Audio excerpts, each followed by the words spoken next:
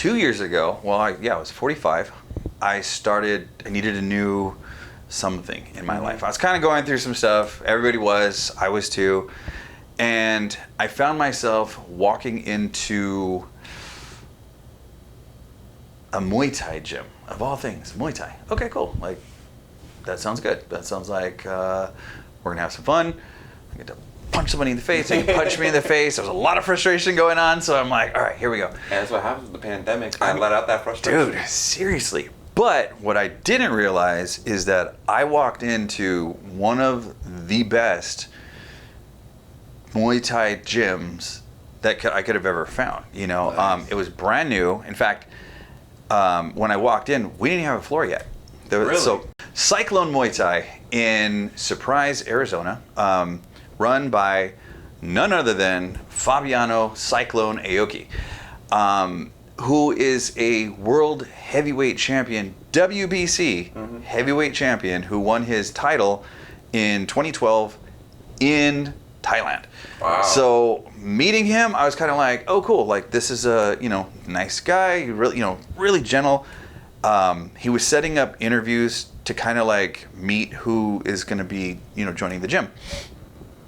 And talked to him. It was only supposed to be like a quick, hey, how's it going? Some of you know I talk a little bit. A little bit too above average, if you will. But hey, that just means you get a fun personality, you get to interact, and people actually get to know you too. Dude, I didn't know who he really was, and then, analytically, as I typically am, I looked him up. I saw him on YouTube. I saw his fights. I saw everything, and I was like, wow, he's the real deal, And the gym, once it got put together, everything was like, so now it was Fabiano, his brother Ishmael Aoki, who's a phenomenal Brazilian Jiu-Jitsu like he's amazing. Like, the whole team is amazing. Like you said, Taylor Ramsey, who is, she does all the logistics and everything else that promote, like she's phenomenal, but she's also a killer. I love you, but you're also a killer. Like, you're also a killer. I've seen her rolling, because she's like, I think she's a brown belt. Don't quote me on that. But she was rolling with these dudes, right? And I walked in, for something, and then I see her I see this guy wearing her as a backpack, and she's like, I'm gonna get you, So she's phenomenal. Her husband, he is in charge of, Frank Ramsey is in charge of the mixed martial arts, portion of it. So you've got Muay Thai, Brazilian Jiu-Jitsu, mixed martial arts, and like everything. And it's just a phenomenal gym. I immediately fell in love with it. Nice. So it was great. And then Fabiano said, I'm starting this fight promotion. It's going to be called Samurai Soul. I was like, great name. And Samurai Soul 1 happened. It was cool.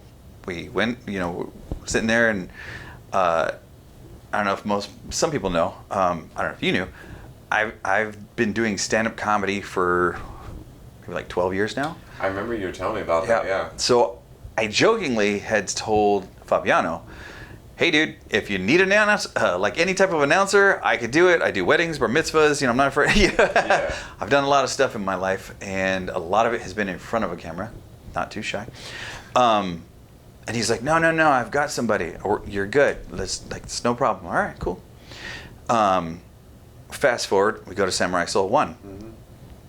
It's great. It has Muay Thai, Brazilian Jiu-Jitsu, MMA. We have our own, full octagon, in there by that time. And so we're just doing there, and the announcer, I don't remember his name, but he was really cool. He was good. He started off peak, he had a great voice. Everything was cool. And then little, like, down the road, he just wasn't doing what Fabiano wanted. And if anybody knows, you make sure that you do what Fabiano. Yeah, you keep that energy he's high. just I keep that energy, keep that going, and it was funny because he was more concerned with like how he looked, and he wanted to interview the fighters. And Fabiano was like, dude, stop interviewing the fighters. Yeah. These are all amateurs. I don't want them to be, you know, they don't know what to say. We just need to keep it moving, you know? Yeah, especially if you're on a time crunch and if, yeah. like, you have to get through to the next fight. You know, everybody, the whole thing is on a schedule, and that's what I think a lot of people don't fully see is that. Yes. It's like from Fabiano's position and Taylor's position, they're thinking about like every single second and how much it counts. 100%, because there's so much that goes along with that production, like the budgets for everything. You know, there's equal time for everything. So what was crazy was he did okay, but I could tell towards the end he wasn't doing what Fabiano wanted. So Dang. I asked Fabiano after, you know, it was like a week after, I was like, hey, how'd you like the announcer? And he goes, oh, I hated that guy. I mean, no, sorry. But he's like, that guy, no, I don't like him. So he's looking for another one, you know? And I'm in, like, we spar every night. So we're out, I'm in shin guards, I'm in gloves, you know, and we're sparring. And again, we have the octagon, so if your skill set is high enough, he'll let you jump in the octagon, so you get the full effect of like the clinch work and the knees and the, you know, like everything that you can do without literally kicking someone's ass. I mean, or, you know, trying not to anyway. And so one night we're everybody's, you know, got the music going in the gym, everybody's, you know, fighting and doing everything else. And these two guys that are in the gym, they're I say knuckleheads, but they're funny as all hell. They're good kids. Everybody in there is good person. They go into the octagon, and I just took it upon myself to go live from Surprise, Arizona, by way of Cyclone Muay Thai. You know, and I just did this whole like, Exactly. yeah, just went for it.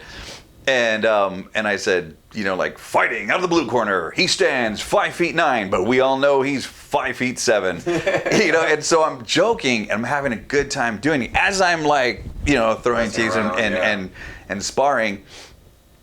And Fabiano was like with the pads and he stops and he's like, because everybody starts laughing. I thought it was funny, you know, and he's like, is that your voice? And I was like, that's my voice, coach. He goes, okay, I'm gonna use you.